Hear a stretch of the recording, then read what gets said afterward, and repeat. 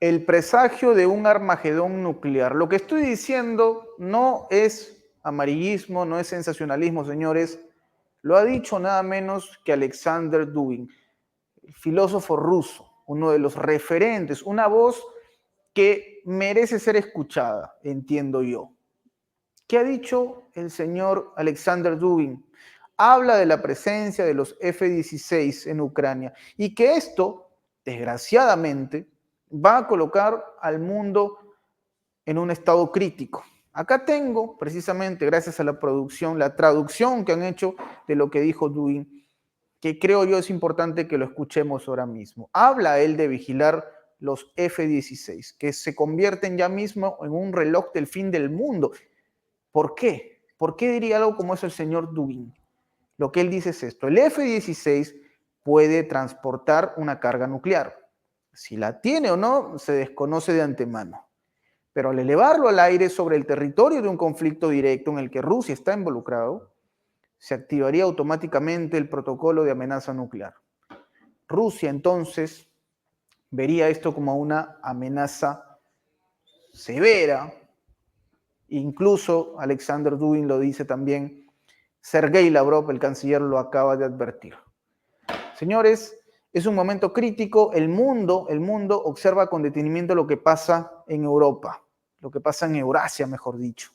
Rusia entonces, o en Rusia se habla ya de este momento, y también hay información vinculada a un intercambio de prisioneros que es importantísimo tocarlo, porque para el señor Donald Trump, este hecho reciente que involucra a Estados Unidos y a Rusia no hace más que empoderar la imagen de Vladimir Putin. Vamos a hablar de este y otros asuntos porque sí, el público nos pedía que hablemos de estos hechos que están ocurriendo ahora mismo y que son importantísimos para, por supuesto, el futuro de la humanidad. Hablar de guerra, señores, nos implica a todos. Quiero dar la bienvenida, por supuesto, a un periodista de larga trayectoria, digamos, una de las voces más críticas sobre estos asuntos y que para mí siempre va a ser un placer conversar con él y es un lujo tenerlo en Prensa Alternativa. Estamos hablando, por supuesto, del señor Roberto de la Madrid, director de Detrás de la Razón. Siempre es un placer conversar contigo, querido Roberto, y te doy la bienvenida a nuestro espacio, a Prensa Alternativa. ¿Cómo estás, Roberto? Gracias, Enzo. Pues siempre es un placer, la verdad, aunque sea y se oiga como cliché, es un placer estar con ustedes. El público de ustedes es un público muy inteligente y ustedes hacen unas preguntas muy inteligentes. Entonces, a veces, pues hasta yo salgo aquí con un baúl de cosas que aprendo y comprendo, porque a veces en la explicación vas comprendiendo y dices, ah, caray, mira. Entonces, pues muy contento siempre, Enzo, a tus órdenes y adelante. Gracias, Roberto. Y siempre estos asuntos parecen lejanos, ¿no? Para el público pueden parecer lejanos, pero son relevantes. Habíamos hablado ya hace varias jornadas, Roberto, tú te debes acordar, sobre la escalada de este conflicto y los temores que se ciernen al respecto. Pero ahora un filósofo ruso de amplísima trayectoria y uno de los referentes y voces críticas de Rusia habla sobre el inminente colapso de un Armagedón nuclear, la llegada de los F-16 que no harán más que generar una respuesta contundente de parte de Rusia. Él lo dice puntualmente, señores. Un F-16 puede transportar una carga nuclear.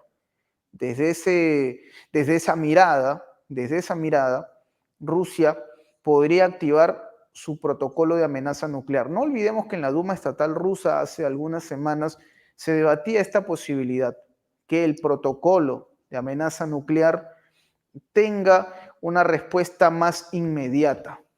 Señores, es un momento complicado. Ya hay una fase 3 de ejercicios de armas nucleares de parte de Rusia, que incluso se divulgó. Hay imágenes que hablan de esta realidad. Roberto, la llegada de los F-16 llevan entonces a la guerra a un nivel bastante complejo. ¿Tú crees que es más propaganda de parte de Occidente, que no hay una amenaza latente como tal? ¿Qué mirada tienes, Roberto, sobre este momento que se vive en el conflicto ahora mismo? Bien, pues gracias por preguntar.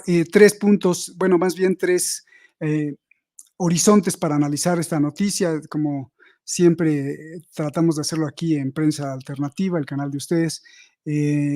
pues la noticia tiene varias dimensiones y todos los hechos en la vida pues tienen varias dimensiones. Entonces, bueno, en el primer plano yo te podría decir que es altamente gravísimo y altamente peligroso, ¿no? Altamente gravísimo y peligroso por dos cuestiones, la legal y la logística militar. La legal es porque tanto en la propia ley normativa militar de Rusia como en el derecho internacional, cuando un país está amenazado o se siente incluso amenazado, pero en este caso estaría amenazado, pues el país amenazado tiene derecho a responder y más aún en la ley interna de Rusia, en la ley militar, deben de responder, porque si hay una amenaza de carácter nuclear que se traduce por la propia ley rusa en pues la eliminación de la existencia de la propia Federación Rusa, ellos tendrían que empezar a pensar en cómo podrían responder para eliminar la amenaza nuclear.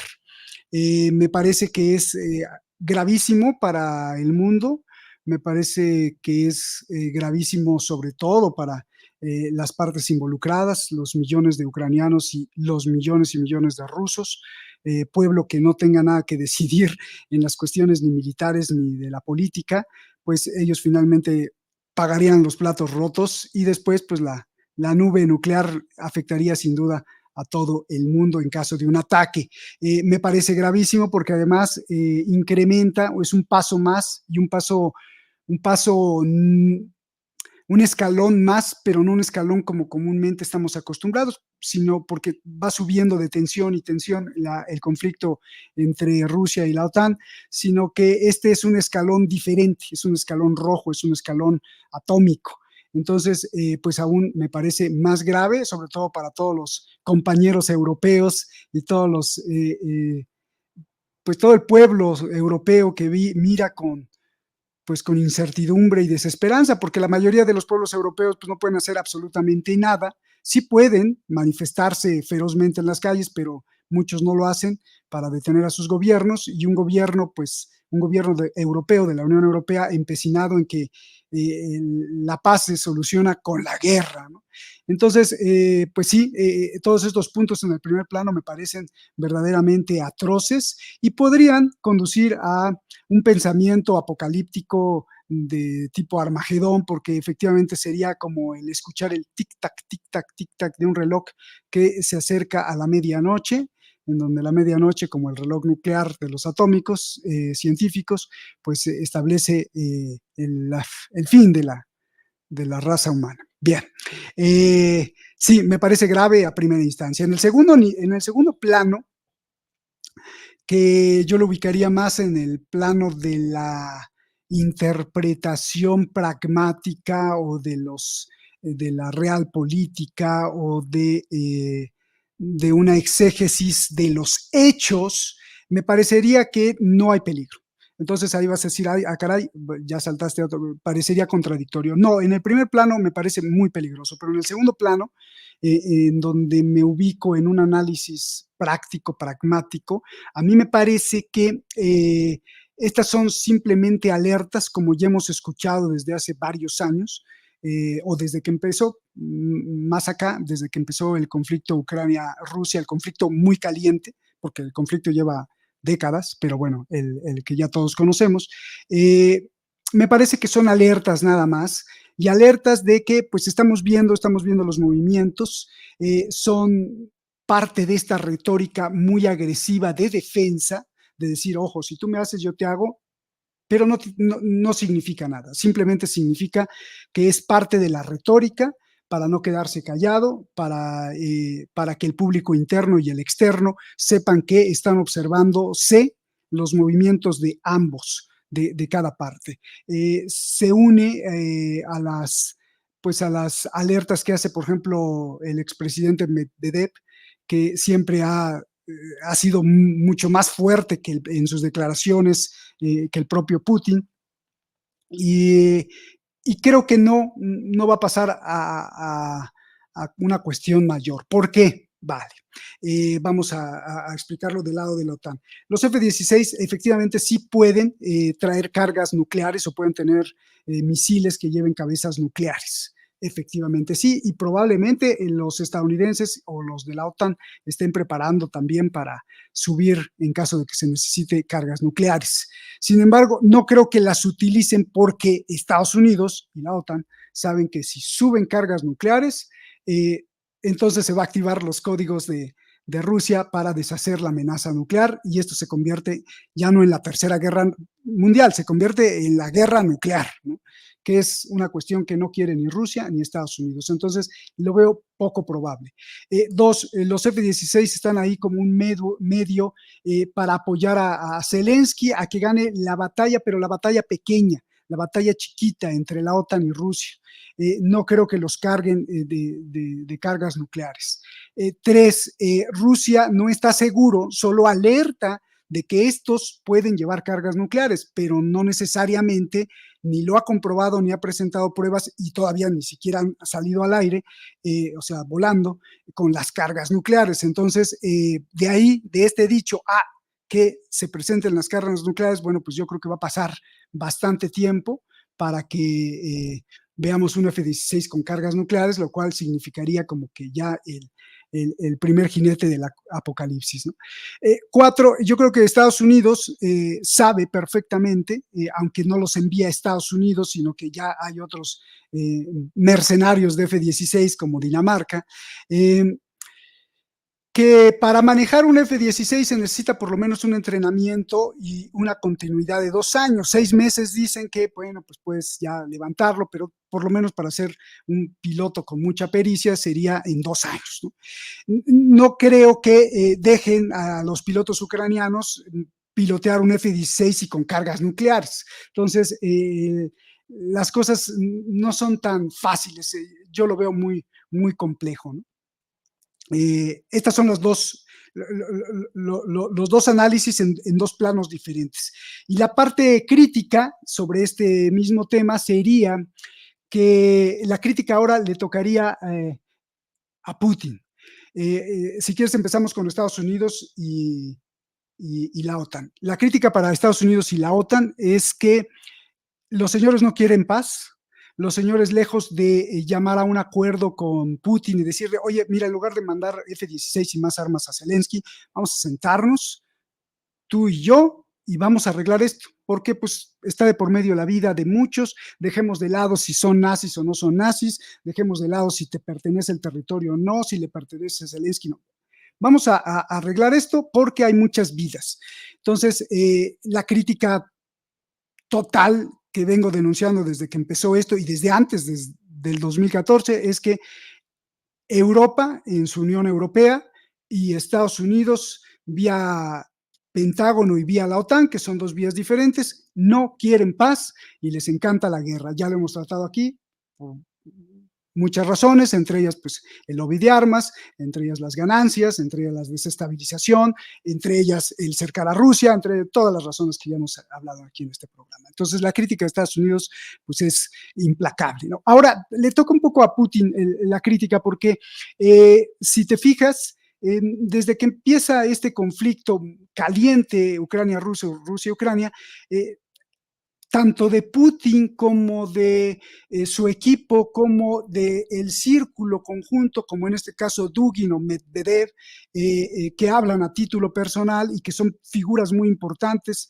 De hecho, pues se dice que Dugin es el ideólogo, el que le dicta al oído la filosofía, la estructura académica de los pensamientos de la Gran Rusia o de la Federación Rusa a Putin, que es Dugin.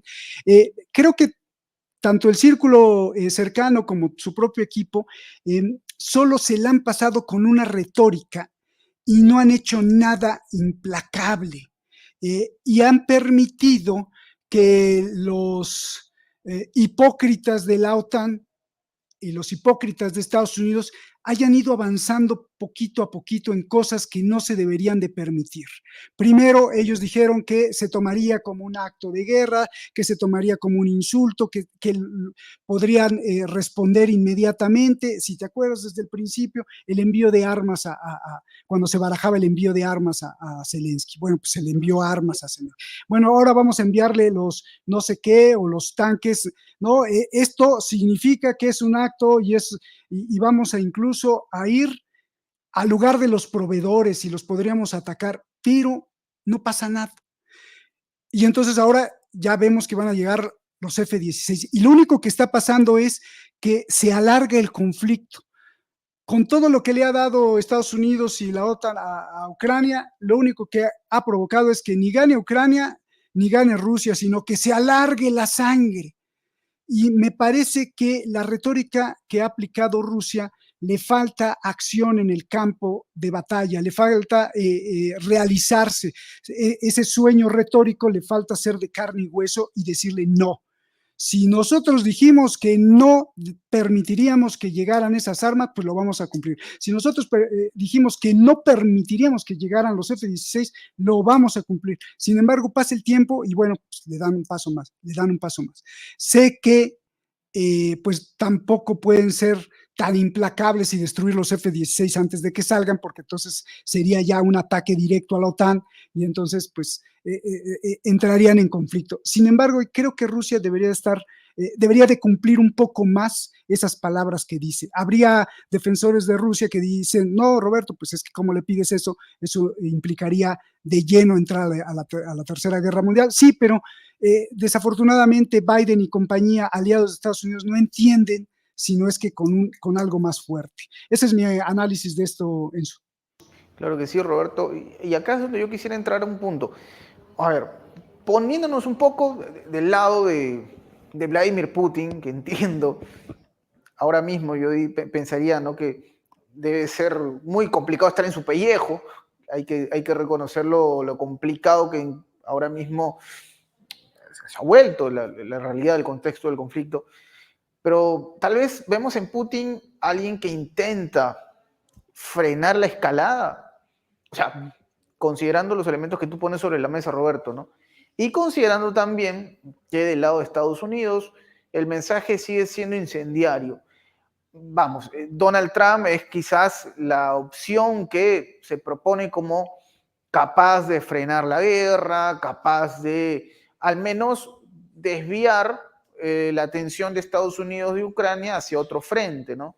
Que eso desde luego llevaría a que el conflicto pueda resolverse de repente, entre comillas, digo, porque seguramente seguirá habiendo conflicto en Europa.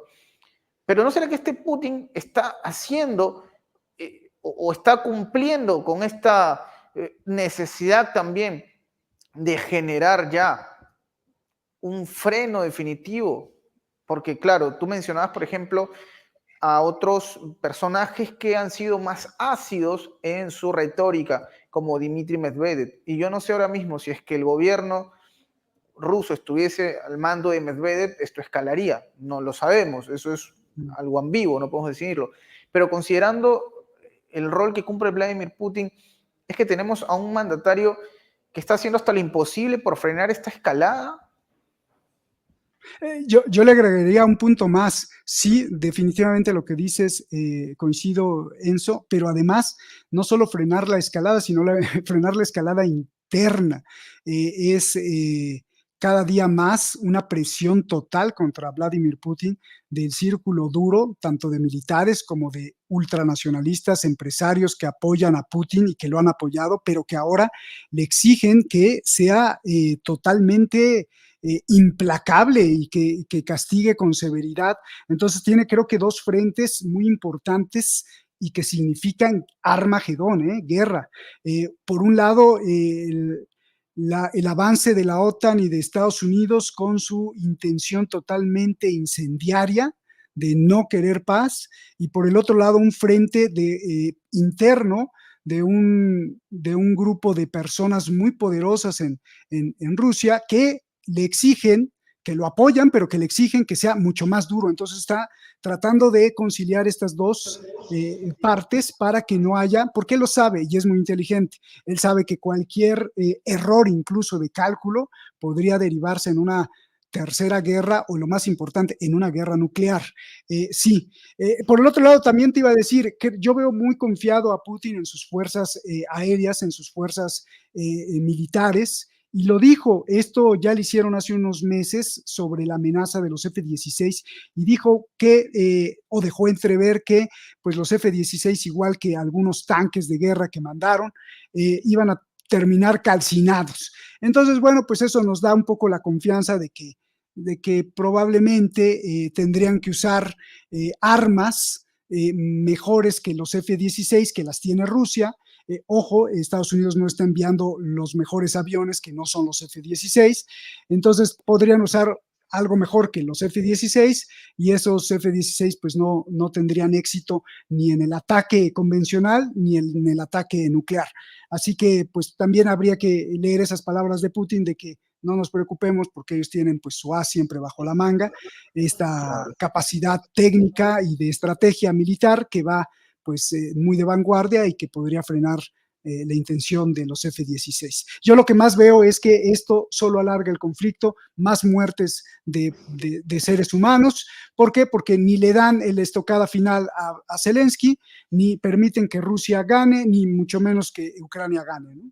Enzo. En ese punto, Roberto, y mira, justo acá hay información que me pasa la producción, siempre atentos a lo que estamos conversando. Y hablan ya, ojo, yo quiero ser muy franco en esto, Roberto.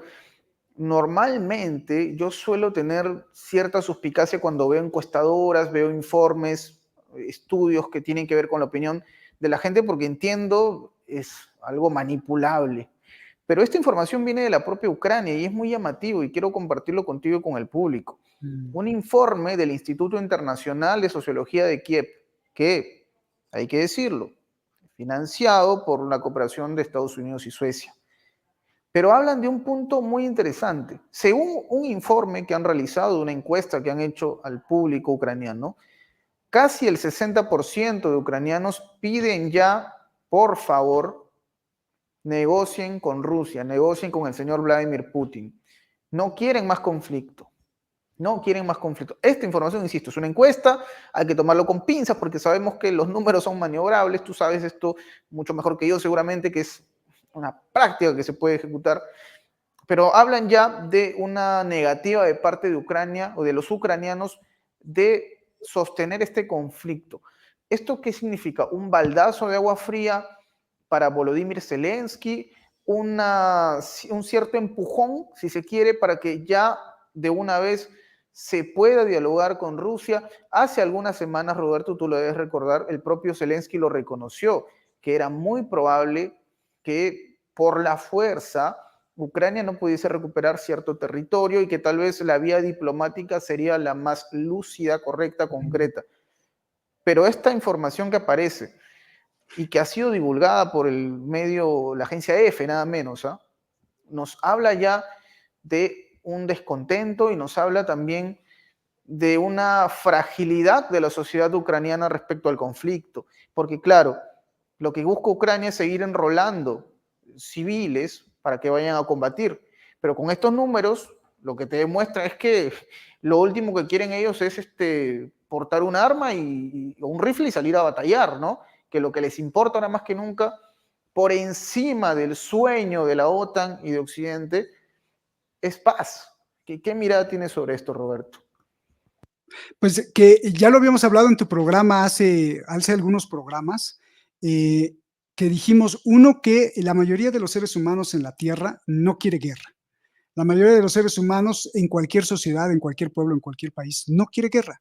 No quiere guerra porque lo único que quiere es abrazar a su familia y si no tiene familia, pues abrazar a sus seres queridos, sus amigos, ganar algo de dinero para por lo menos comer bien, distraerse, tener entretenimiento, poder dejar algo para sus hijos o poder alcanzar algo de su desarrollo personal, como ser músico, o tener una casa, comprarse un coche, lo que sea, tanto de nivel superficial como de nivel profundo espiritual. Eso es lo que quiere la mayoría de la gente, no quiere guerra. Entonces, y la sociedad ucraniana tampoco es la excepción. Si bien hay nacionalismos terribles y hay gente con un pensamiento nazi totalmente, pues la mayoría aún así no quiere guerra, o sea, no quiere guerra porque sabe que la guerra, y más esos países, significa la pérdida de la libertad total, la pérdida de las garantías individuales, la pérdida de familiares, la inestabilidad terrible psicológica que son sometidos los ciudadanos y además los propios niños. Entonces, creo que esto va de acuerdo a más o menos lo que hemos dicho. No creo que mienta ese estudio. Lo que sí es muy sospechoso que salga ese estudio ahora, cuando probablemente podía haber salido desde el principio, ¿no? Para alentar a Zelensky a que no fuera a la guerra, pero bueno, pues eso no Es convenía. cierto. Lo que me parece sospechoso es que al salir este tipo de estudio, ¿no será, Enzo, que estén preparando a la opinión pública mundial y a la opinión pública también de Ucrania? Pero esa es la que menos importa las élites de la anglosfera, que estén preparando a la opinión pública mundial de que pues es hora de negociar, es hora de que Ucrania se presente incluso con las condiciones para ingresar a la Unión Europea, que sea un poco más transparente, que sea un poco más pacífico y quizá entonces con esa imagen se puede incorporar a la OTAN también, que tenga más representación democrática e incluso deshacerse, como también ya lo hemos hablado en algunos programas aquí contigo, deshacerse de Zelensky. ¿Te acuerdas cuando me preguntaste si era una marioneta? Pues sí es una marioneta, entonces me huelo a que están preparando el terreno para llegar a una negociación con Rusia y acabar por o matar a Zelensky o matarlo políticamente y decir, no, no, es que pues sí le dimos todo el apoyo, pero se pasó, entonces ahora no nos sirve y fue como rata. Eh, Creo que en aquella ocasión utilicé esa palabra, ¿no? Que como ratas los usaban. Y es que así los usan. Eh, y finalmente, hay otro elemento más. Hace unos días acaban de matar a una política que además es una lingüista muy famosa en Ucrania. Y esta lingüista, esta señora que tenía poder político porque estuvo en el Parlamento, eh, como lingüista, apoyaba el uso totalitario del lenguaje ucraniano, veía mal el lenguaje ruso, era una prácticamente neonazi de la parte intelectual. Cierto. Y me parece sospechoso, mucho más sospechoso que la hayan asesinado eh, fuerzas neonazis. O sea, un neonazi asesina a una lingüista que profesa ideas ultranacionalistas neonazis. ¿Cómo es esto posible? ¿No sería que la mandaron matar los propios mismos que mueven a los neonazis, los propios mismos que están preparando el terreno primero para poner como el malo malísimo a Putin y ahora como, pues vamos a negociar? Por ahí va, yo creo que por ahí va, Enzo. Y esto que mencionaste y creo que profundizaremos en esto también porque, claro, no descartemos esta opción, una Ucrania ya establecida post conflicto, no sabemos, podría ser miembro de la OTAN tal vez.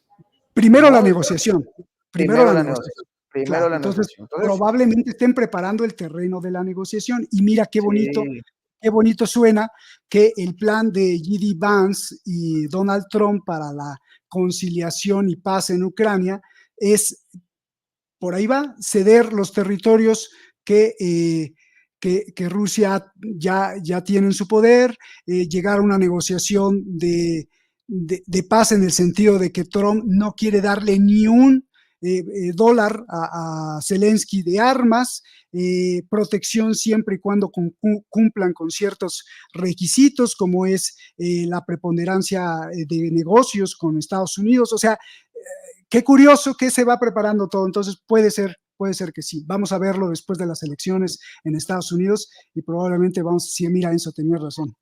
así es, y las elecciones van a estar muy candentes por cosas que ya se han ido poniendo sobre la mesa, Roberto, ¿ah? Pero hablabas de elecciones, hablabas de Vance, y no podemos dejar de hablar de Trump. Y no podemos dejar de hablar de un hecho puntual que ocurrió hace unas horas y que ha sido tocado con mucha, a ver, vamos a decirlo así, con un tono casi peliculesco por diversos medios, ¿no? Tanto de Occidente como Oriente, hay que decirlo así, que tiene que ver con el intercambio de prisioneros entre Rusia y Estados Unidos. Dicen el mayor canje en cuanto a números desde la era postsoviética.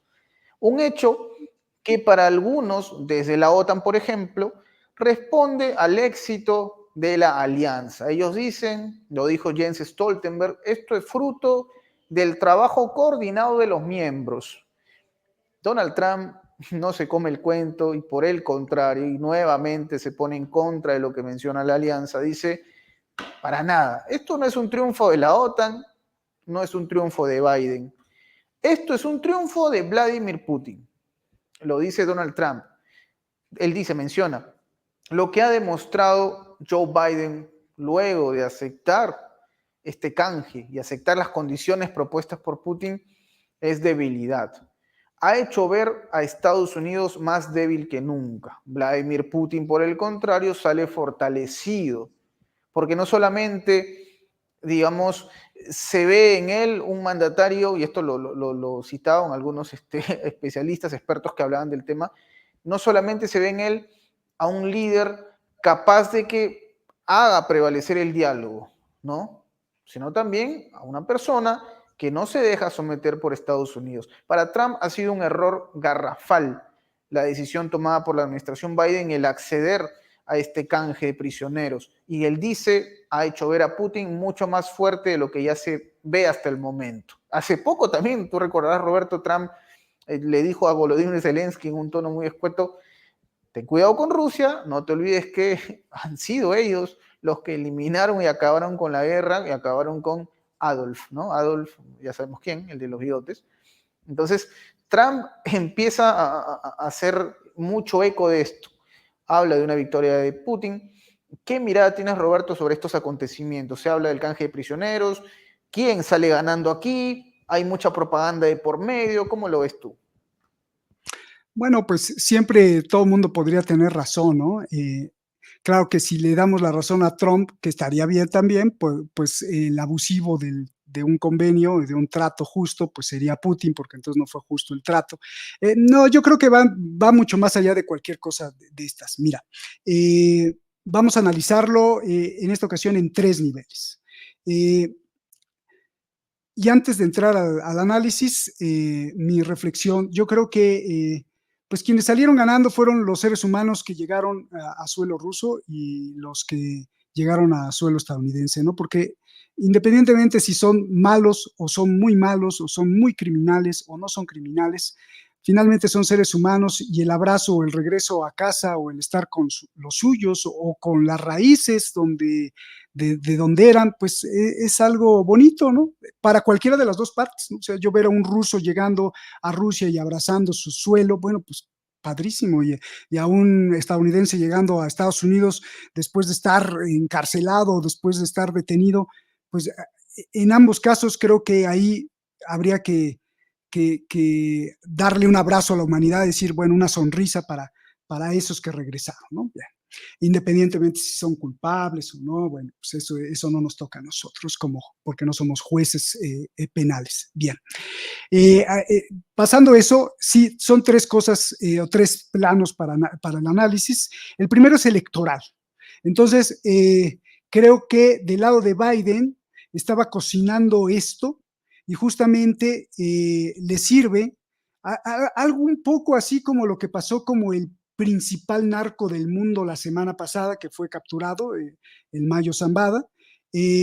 Son puntitos para el Partido Demócrata, puntitos para la escuela y herencia de Biden, ya no es Biden, es Kamala, pero finalmente es como Biden, porque es parte del mismo gobierno demócrata. Entonces, como para decirle a su electorado, mira, vamos a, a pasos gigantes porque cumplimos con regresar a pobrecitos estadounidenses que estaban allá en Rusia y aquí está la promesa. De hecho, en parte del discurso para atacar a Trump, Biden dijo que pues esta era una forma de América, de Estados Unidos primero, ¿no?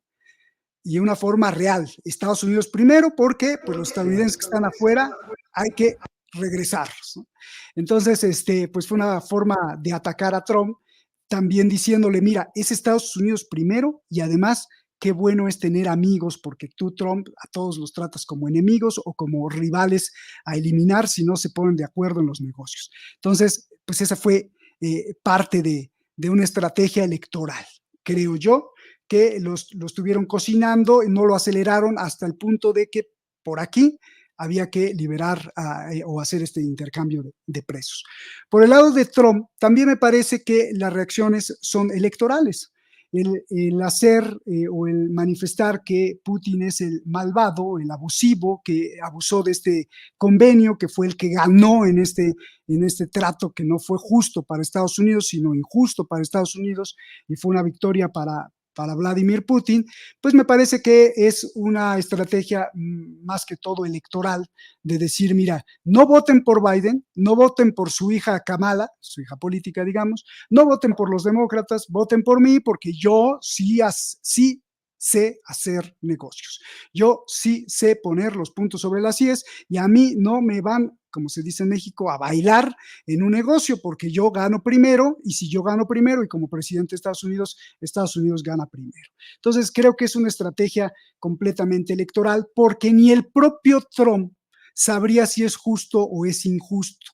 Habría que remontarnos a los años de negociaciones, esto no se fraguó en un mes, sino llevaban por lo menos 2 años, y habría que ver caso por caso, ¿no? A ver, este está acusado o este incluso está sentenciado de homicidio contra este que está ¿cuál vale más, Enzo? Bueno, pues este es más importante para nosotros que este, bueno, podemos aflojar en este, pero en este no. Entonces, habría que verlo caso por caso, a lo mejor uno, como le dicen en Estados Unidos, un asset, pues este asset vale por 100, ¿no? Entonces, bueno, que nos liberen a este y ya le liberamos al que dicen que es un homicida, terrorista, traficante de armas. Habría que verlo caso por caso para poder decir qué tan justo o qué tan injusto es, y eso ni el propio Trump creo que lo sepa. Y si lo sabe, podría ser de una interpretación de alguien que estuvo cerca y que le dijo, en caso de que tuviera razón, oye, fueron injustos o justos. Entonces, por ahí creo que no va, creo que es una cuestión electoral. Dos, el intercambio de presos que vimos en la madrugada, donde llegaron aviones a Estados Unidos y a Rusia, en donde fíjate nada más la escena, fíjate la escena. O sea, el presidente de Estados Unidos fue a la pista de aterrizaje a recibir a los presos que estaban capturados, que para ellos pues no eran criminales ni presuntos delincuentes, sino completas víctimas del régimen ruso, y abrazos y besos y todo. Entonces, regresando al punto uno, pues la imagen electoral o la imagen electorera, pues no se puede negar, ¿no? Bueno, entonces, regresando al punto dos, que el punto dos para mí, el plano del análisis de un horizonte visto como circunstancial, creo que el intercambio de prisioneros es solo circunstancial, circunstancial con la guerra que estamos viviendo entre Estados Unidos y Rusia, esta guerra de información, esta guerra de desprestigio entre ambos, esta guerra de retóricas, esta guerra de hackeos, esta guerra informática, esta guerra de medios de comunicación, esta guerra de quinta generación que estamos viendo, e incluso una guerra caliente en proxies, pues es circunstancial con la guerra. También por la parte rusa, el propio Vladimir Putin, el presidente de la Federación Rusa, fue a la pista de aterrizaje y de la misma forma recibió a los presos que estaban en Estados Unidos y de hecho los calificó como héroes de guerra. Entonces, pero es circunstancial, no quiere decir nada. Muchos que lo han manejado como un gran logro, como que quieren usarlo para dos cosas. Uno, para decir que se está calentando de forma positiva la relación entre Estados Unidos y Rusia.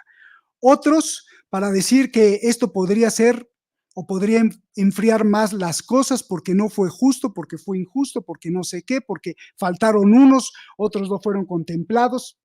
Me parece que es circunstancial porque esto era una negociación de hace 2 años e incluso cuando se muere Navalny, el propio Putin dice que esto ya iba negociando desde hace tiempo.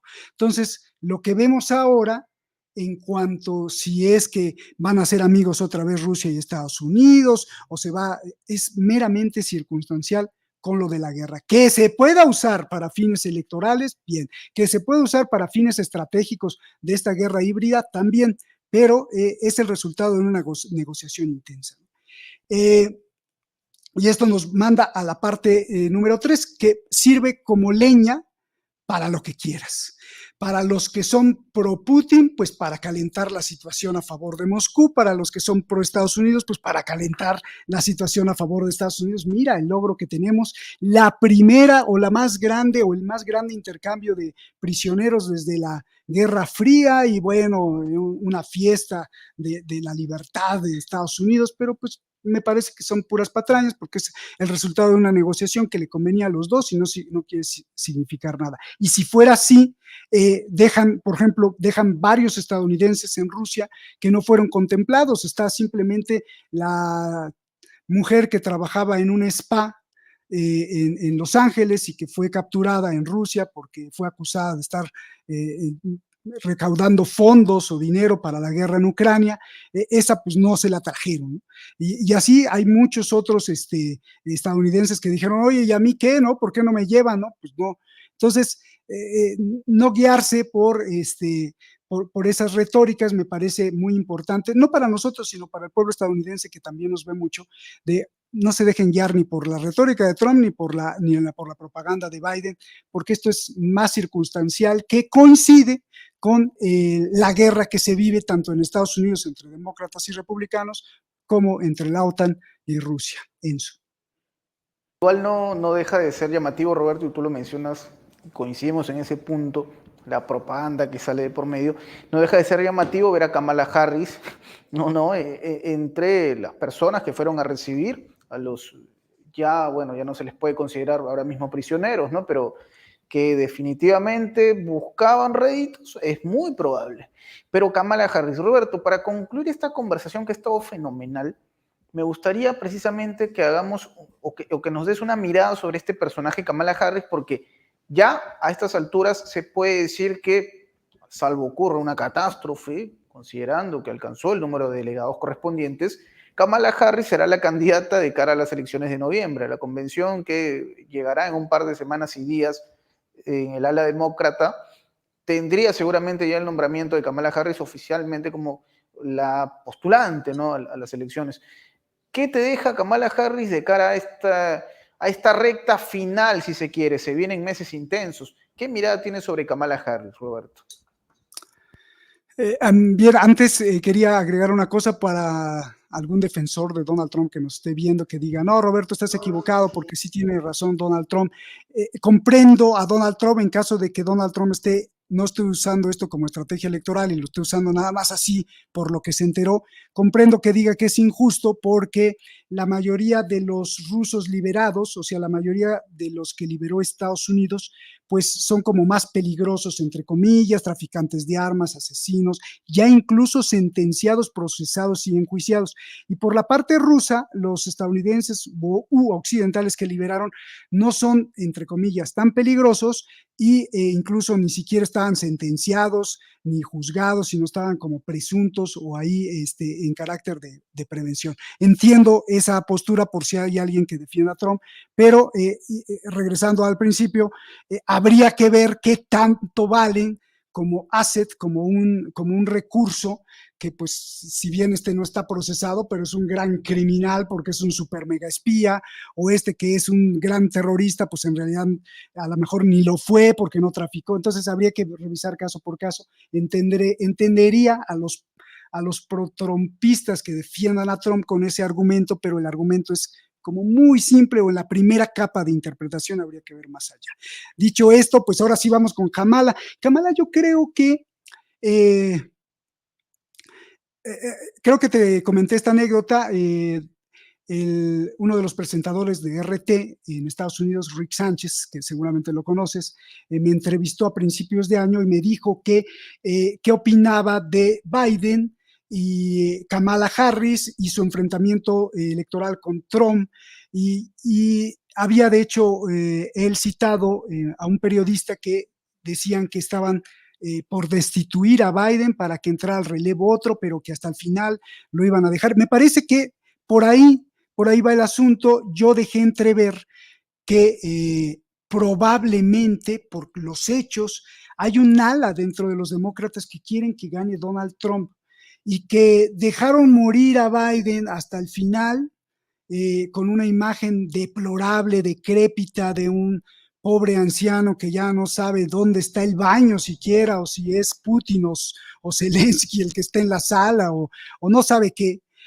Lo dejaron morir de una forma tan fea en el sentido de un líder que tenga por lo menos una capacidad objetiva o de enfoque o que tenga agilidad mental. Bueno, lo dejaron morir, y que iban a poner a alguien que no fuera tan poderoso o que no tenían, y que lo sabían, que no tuviera tanto poder como para ganarle a Donald Trump.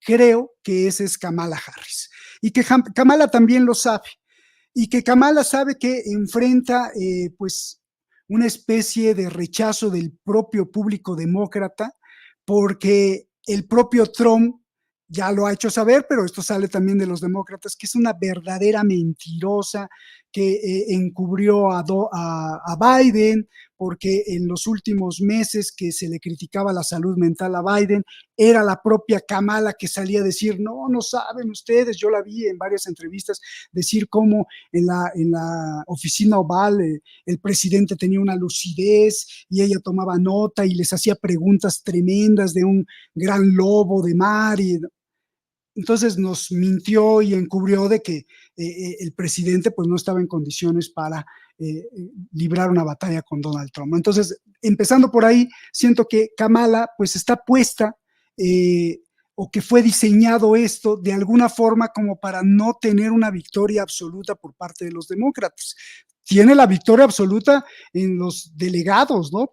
Dentro de los demócratas, pero el mismo pueblo estadounidense está viendo así como sí creo que había unos que tenían mucha duda y mucho temor dentro del público demócrata para votar por Biden por su capacidad mental, y que con Kamala pues ya se les aclaró esa duda y seguramente votarán por Kamala. Pero ¿alcanzará? Te pregunto, Enzo, ¿alcanzará eso como para derrotar a Donald Trump? No lo creo, no lo sé, pero no lo creo. Y Roberto, pero algo breve, porque dijiste algo que me llamó mucho la atención y que yo al menos lo he dicho y la gente piensa que estoy diciendo algo conspiranoico, pero a ver, dices algo que me resulta muy interesante. Una, un sector del ala demócrata que quiere que gane Trump, ¿qué hipótesis habría detrás? ¿Qué motivaría eso? Yo personalmente tengo, digamos, esta mirada, de repente puede ser algo inocentona de repente, pero yo pienso que tiene que ver, entre otras cosas, ya con un desgaste evidente que se viene de cara a la próxima administración, que es un momento muy complicado y que ahora mismo hay una papa caliente por medio. Pero, ¿qué mirada tienes tú sobre este sector del ala demócrata que habría estado muy interesado en que sencillamente Biden habría que dejar a Biden, digamos, como tú mencionaste también, con una imagen deteriorada y que en cierto modo no miraba con mucho disgusto la posibilidad de que gane Trump? ¿Qué hipótesis habría para ti de por medio sobre esto? No olvidar que en el Partido Demócrata siempre ha habido un sector que simpatiza, son hechos, no es conspiración, que simpatiza con los progresistas, que simpatiza con el socialismo, que simpatizó incluso con el comunismo de Mao Zedong, por ejemplo, gente que pertenece un poco al ala, digamos, de izquierda intelectual. Esto no quiere decir que sean buena gente, ¿eh? Que si bien simpatizan por esa vía es porque pues tienen sus propios intereses como para también aplicar la hegemonía de Estados Unidos, eso es otra cosa. Entonces me parece que esa gente se dio cuenta ya desde hace mucho tiempo que el aplastar a los demás vía sanciones, aplastar a los demás vía imposición de guerras injustas o golpes de Estado o de injerencia en desestabilizar, ya no funciona. ya no funciona y que probablemente lo único que pueda rescatar a Estados Unidos sea devolverle la capacidad productiva, es decir, que tenga una producción mucho mayor como en la época de 1960, 70, a la de ahora, ¿no? Que tenga esa, que se convierta otra vez en los fabricantes de muchas cosas, que produzca cosas reales, no solo servicios ni cuestiones financieras que son virtuales, que están volando en el espacio y que no existen, que son simplemente números en computadoras. Me pareció que se han dado cuenta que el otro modelo ya no va a servir para rescatar a Estados Unidos y ya no va a servir para conservar el poder, entonces que probablemente le apuesten por eso.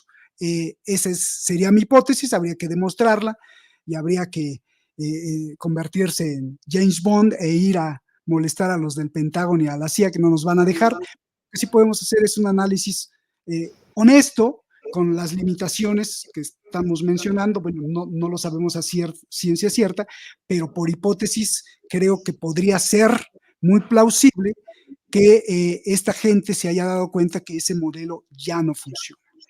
Ok, ok, es una mirada bastante válida e interesante, Roberto. Muy, muy bueno esta conversación porque hemos tratado de abrir mucho la mente, porque yo lo voy a reconocer, sí, a veces nos gana el sesgo, lo digo, lo reconozco, pero es importante tener una mirada que nos permita entender un poco más allá. Entonces, Roberto, es una conversación muy, muy interesante la que hemos tenido y, por supuesto, no podemos concluir sin que nos invites a tu canal de YouTube, querido amigo. La gente se preguntará, ¿qué hay de detrás de la razón? ¿Qué nos puedes comentar sobre esto, Roberto, para nuestro público que ahora mismo te está escuchando? Ya no se escuchó ahí el sonido. La Decía, pregunta final. no, te decía que el público seguramente quiere saber poco más de detrás de la razón, tu espacio, tu canal. Cuéntanos un poquito de esto, al público que seguramente está muy interesado al escucharte en esta conversación. Gracias, Enzo. Bueno, pues detrás de la razón, dicen algunos que fuimos de los primeros en salir al aire, primero en televisión a través de Hispan TV, cuando pues trabajamos en Irán desde hace mucho tiempo, bueno, pues ya casi más de una década, y que fuimos de los primeros programas en criticar de esta forma al imperialismo, al capitalismo depredador, al supracapitalismo que no tiene patria y no tiene decencia, no tiene piedad y aplasta lo que sea, y si hay que matar también. Entonces, bueno, pues tenemos una larga tradición de hacer esto, nos encanta, nos gusta, pero lo más importante, creemos que sirve, aunque sea para una conciencia, que sea una sola persona, que podamos sembrarle la semilla de la duda, de invitarlo a la reflexión con los datos que damos, de invitarlo a la autocrítica. Con una sola persona, quizá esa persona contagie a sus hijos, a sus amigos, a sus familiares, y entonces así vayamos construyendo también una patria grande, no solo la patria grande de nuestra América Latina, sino también una patria grande del pensamiento y la conciencia colectiva, en donde lo que más importe sea la parte humana, el respeto al otro y la paz. Es Enzo. correcto. Coincidimos en ese punto, Roberto. Coincidimos en ese punto. Importantísimo, señores. Entonces, súmese a Detrás de la Razón, suscríbase a un canal hermano, un canal amigo, en el que podrán encontrar contenido variado sobre los análisis de Roberto de la Madrid. Un gusto conversar contigo, Roberto, siempre. En la descripción vamos a colocar el enlace para que usted pueda sumarse al canal de Detrás de la Razón. Y también, si aún no se ha suscrito a Prensa Alternativa, hágalo. Es totalmente gratis. Hágase miembro también con el botón unirse. Un placer conversar contigo, Roberto. Nos estamos reencontrando muy pronto. El público también, seguramente. Estaremos muy pronto en otro de estas interesantísimas conversaciones y análisis con personajes de la talla de Roberto de la Madrid. Hasta pronto.